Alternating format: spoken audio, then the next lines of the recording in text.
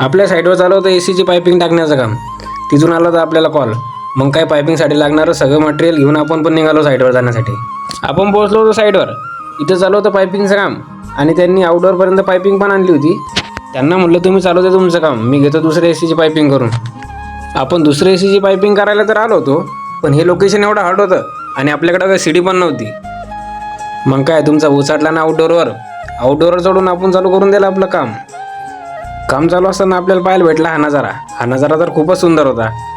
त्या नजाराचा आनंद घेत घेत चालू होतं आपलं काम. आपली पायपिंग तर झाली होती. आपलं काम संपवून मी आलो होतो आपल्या टीमचं काम बघायला, पण त्यांचं जर अजून कामच चालू होतं.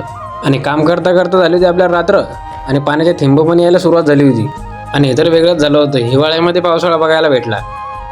त्यांचं जर अजून खूप काम बाकी होतं. मग काय त्यांना साईडला करून मी त्यांना एकदम फास्टमध्ये काम करून दिलं आणि ते काम संपवून आम्ही निघालो घरी जाण्यासाठी. आम्ही जातो घरी, तोपर्यंत तुम्ही घ्या फॉलो आणि लाईक करून.